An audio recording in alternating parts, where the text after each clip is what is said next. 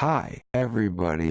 Today I'm going to talk about a video by Rationality Rules. Full disclaimer, though, I think he's a different kind of person from the people I've responded to in the past and will respond to in the future. I don't think he's racist or anything like that. I actually agree with him on a lot of things he's said in the past. I love his channel, but I do think he's wrong about this and it's important to explain why, so let's take a look at his video. We'll only watch some fragments of it, because there are some points he made in this video that I actually agree with. We will only discuss the parts that I disagree with, so if you want to watch his original full video, check the link in the description. So there's the claim. Angus believes that being for free speech does not mean being for the free speech of those you hate the most. If you really were for free speech, you had to be for the free speech of the Nazis in Skokie.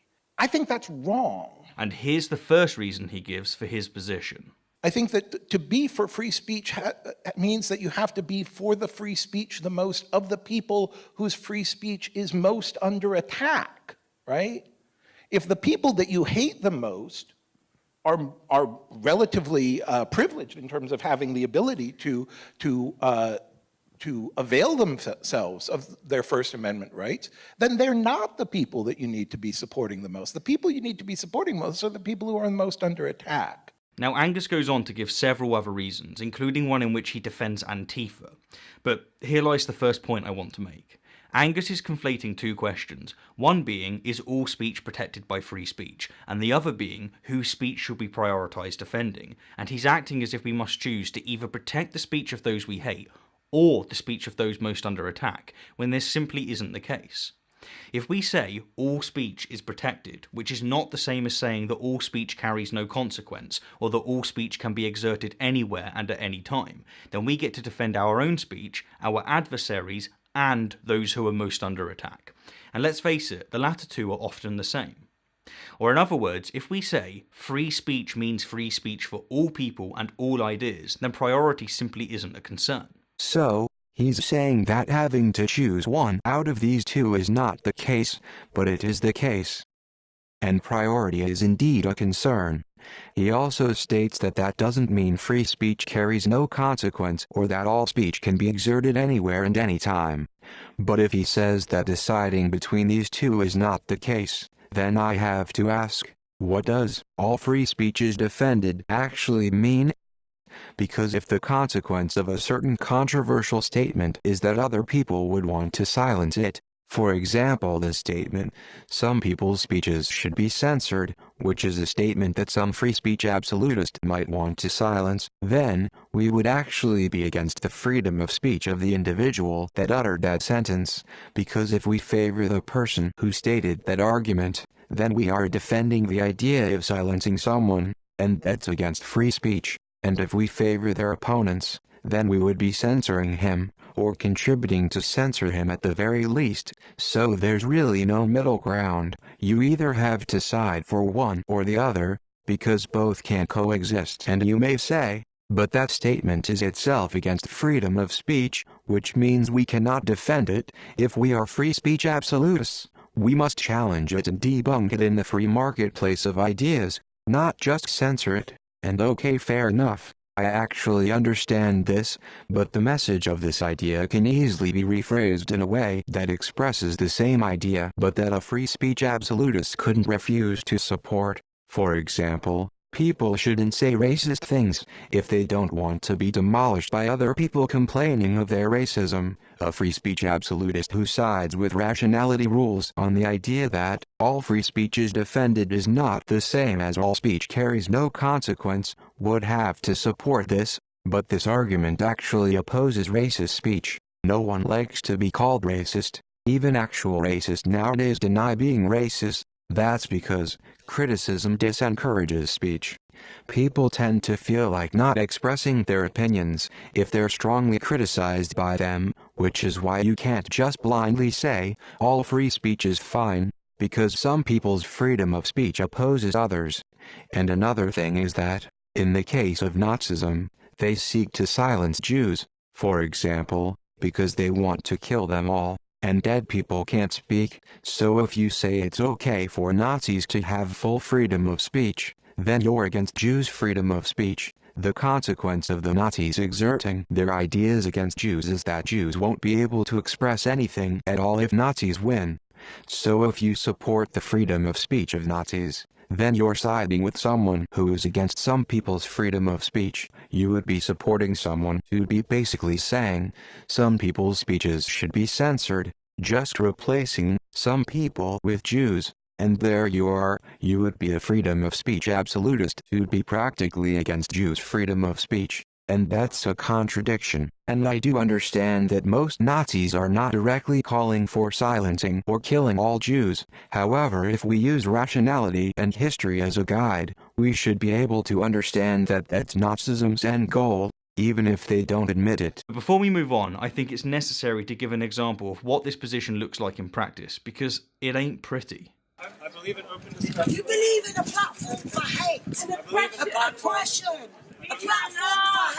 May I respond? No, I'm not interested. I believe in open I don't care what you believe. I believe no. We don't want you here. We don't want you. You're not welcome here. I will You say like that. people like you are not welcome here. Go away. Go away. Excuse me. Go Excuse me. away. Go away. Excuse me. Go away. Go away. Go away. Go away.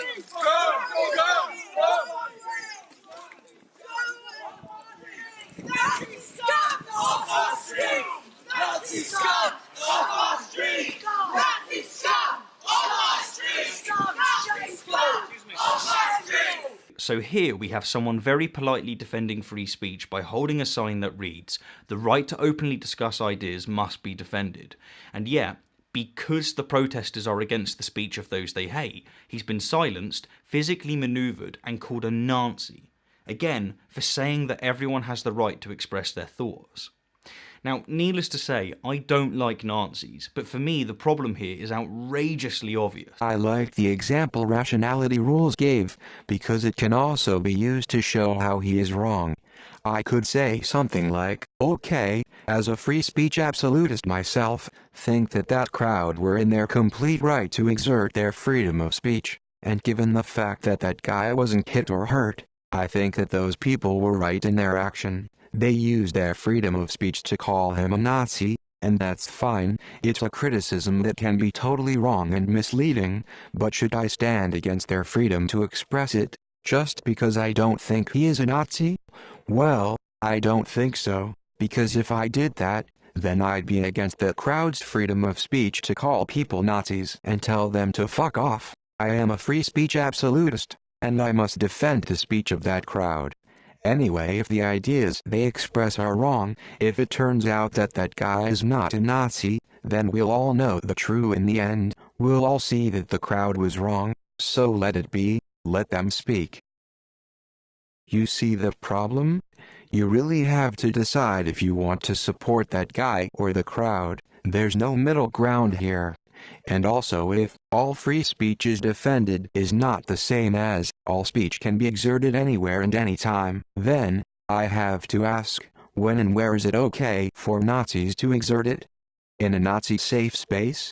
I really have no idea where he thinks the correct place and time for Nazis' freedom of speech is, and he never says that. I'd really like an answer. I mean, I actually think Nazis can be platformed and should be debated, but I don't know if he agrees with me on the time and place. That's just something very important that he should have explained and never did in his video. Also, I don't think this guy holding that sign is a Nazi, but I wonder if he was in the correct place and time to express his idea.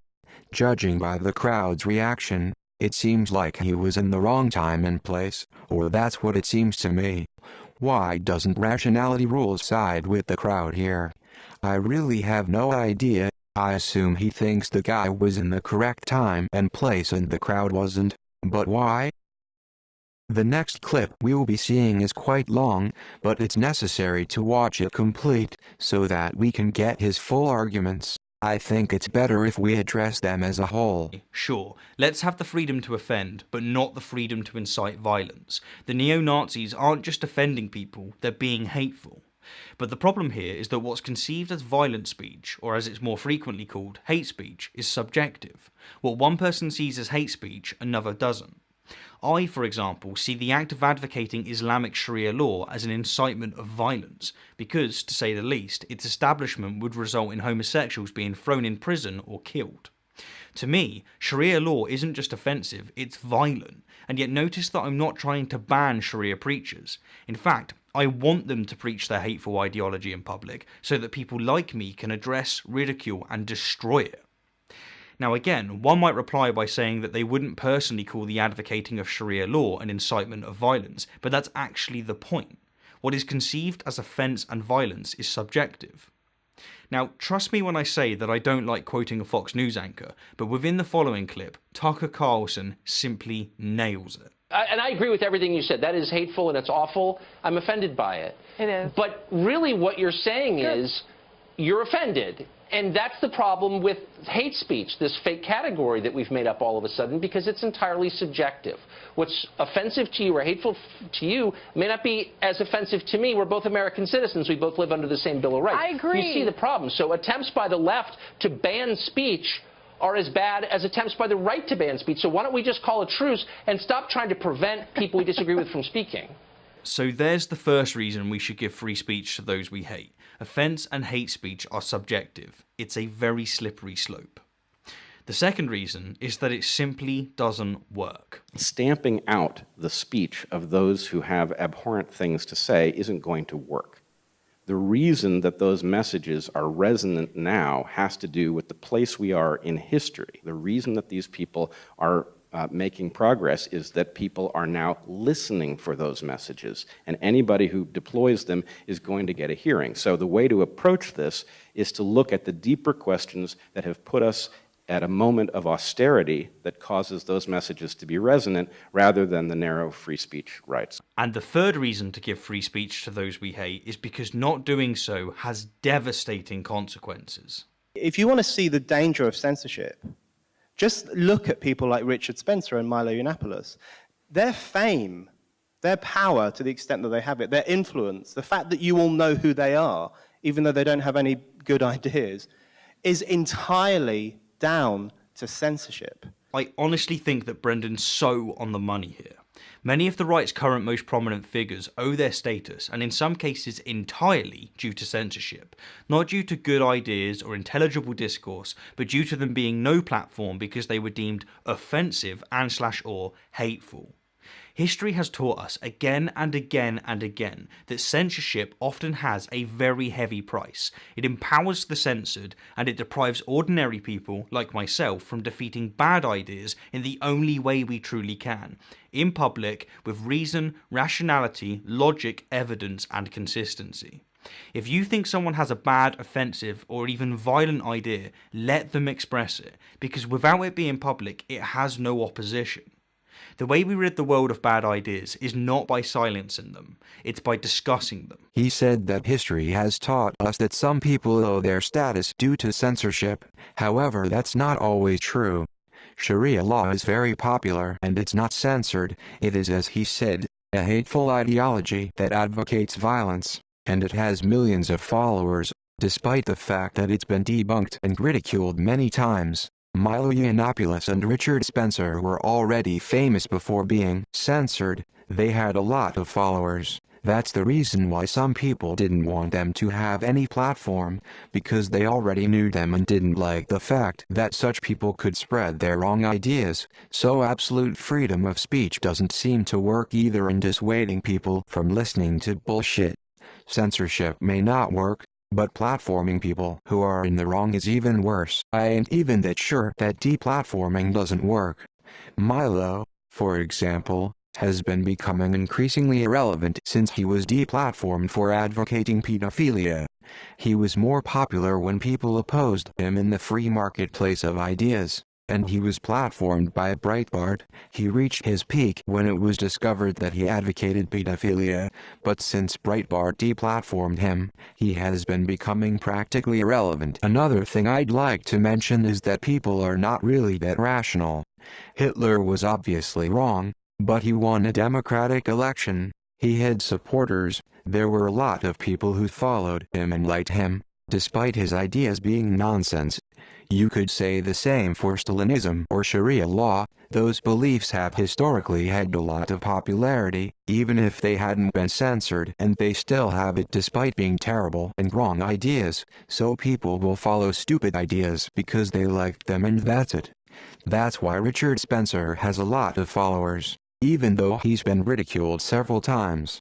Just take a look at his interview with David Pakman, for example. That guy destroyed Spencer. Yet the dislike bar in that video is considerably bigger than the like bar.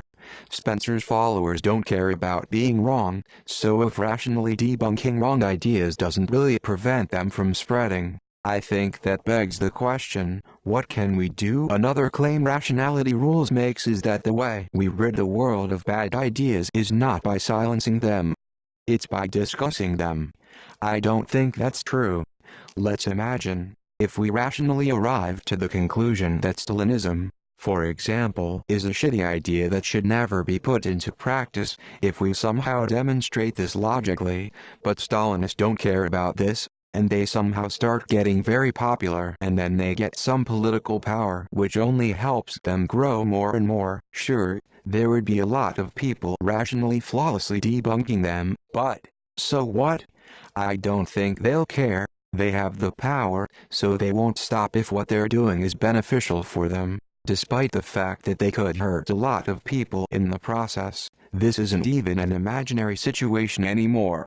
We know nowadays that the sole concept of race is just a human construct, but alt-right racists refuse to believe this, because they need the concept of white race to biologically exist so that they can further their narrative. They don't care about facts or science or anything that says they're wrong. They're not rational. They prefer to believe in unfalsifiable shit like race realism, despite the fact that it's objectively bullshit. How are we going to cope with the situation if people like this get a lot of political power and convince other people to follow them? I'd like to leave you with a question. How do we decide when, how, and where Nazis should be platformed? Because there are people who are too clueless about politics, like Andy Warski, Sargon of Akkad, or Roaming Millennial, for example, who've all given platforms to people with stupid and wrong ideas, like Richard Spencer, but they did a very poor job trying to debunk them. In all seriousness, they were so bad that one might walk out of there with some sympathy for Richard Spencer. I've been to debates where one person's ideas are wrong, but they are too good explaining them, while debating people who were right but were very bad and unprepared speakers. For example, the time Thunderfoot debated a creationist, the Dunning-Kruger effect is quite real, so some people who are actually pretty bad debaters may feel like they can debate a Nazi, and completely fuck it. So, what do we do there? I honestly don't know. How do we decide who's able to expose a Nazi as such? Now, does this mean I disagree with Rationality Rules' conclusion? Well, I'm not sure. He can be right. I just don't know. The goal of this video was to show that this is a rather nuanced and complex issue. It's not as simple as he make it seem. There are a lot of quite complex situations, and I think it's necessary to think about it very thoroughly. I'd like to recommend ContraPoint's video on the topic of free speech. I believe that her take on the issue is better, although I am not entirely sure I agree with her either. I mean, I honestly liked how David Pakman debated Richard Spencer. I think those kinds of debates should be held. So, I am not sure about this. If you're watching this, please let me know your opinion. Should we ever platform people with objectively terrible and dangerous ideas? And if so, when? How? Where?